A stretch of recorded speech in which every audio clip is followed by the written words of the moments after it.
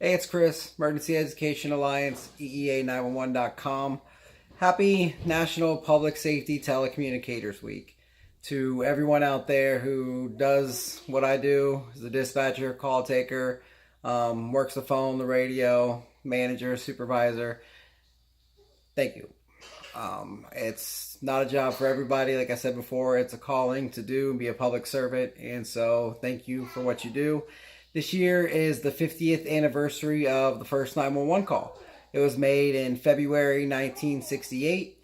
And so we're celebrating the 50th anniversary of that. So that's pretty cool.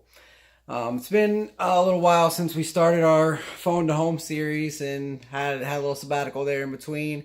So this is part 3. We left off with traffic stops, and I think that's a good way to pick up on what happens to your car. So traffic stops are a huge safety concern for police officers. Probably that and domestics are the most dangerous things that they do.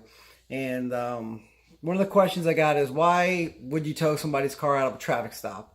Well, there's lots of reasons. They could be suspended. We could arrest them. They could have drugs in the car. They could have invalid plates. There's just a number of reasons why you would tow somebody's car. I live in a city of just under 40,000 people. So we have a tow rotation of 4 different tow companies that we actually sign a contract with. So they are to be there in 30 minutes or less. And if they can't be, then they say, no, I'm sorry, move on to the next one. And in my almost 10 years of working there, it's never happened where all 4 of them say no. Obviously, snow or severe weather can make them a little bit later too, and we take that into consideration. If we're out in a blizzard, we don't expect you there in 30 minutes if you're coming from the other side of town, but also you could say no, but typically they don't. But another thing that too is we have a 48-hour parking ordinance. So your car can be legally parked on the street for 48 hours without having to move it. All you need to do is move it like 3 or 4 feet in my town. Look up what the ordinance is for where you live, as long as it's legally parked. Now, if it's illegally parked, that's a whole different story. We'll go out, try to make contact with the registered owner to get them to move their car. And typically, if we can, we do. And the person moves it because, hi, you need to move your car, it's going to get towed. What are you going to do? You're going to move your car, right? But if we can't make contact with them and you're illegally parked, yeah, your car's getting towed. So we come across that a lot with people who block handicap ramps.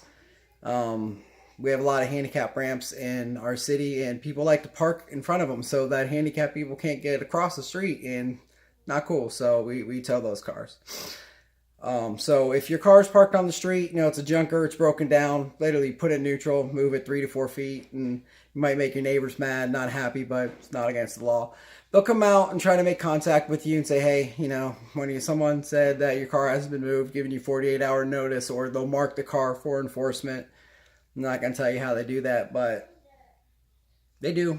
And they'll know that it's been there for more than 48 hours without moving, and after that, they'll tow it.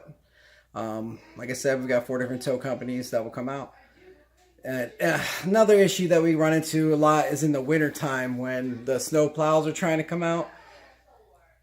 How are you going to plow a street with like 5 cars parked on it? And you can tell that you haven't moved the car because there's 3 feet of snow sitting on top of the car the whole time. So it doesn't take a genius to figure out that that car hasn't moved in 2 days if it's still got, you know, snow covered, because typically you have to have a uncovered windshield to be able to see to drive. So if your windshield's still covered with snow, chances are you didn't move it. So that'd be another reason for us to come out. And typically you give a little leeway with that. We don't go around looking for trouble, looking for problems, but if one of your neighbors calls and isn't happy with it, of course we're going to do our due diligence as a police department and do police work and get everything taken care of.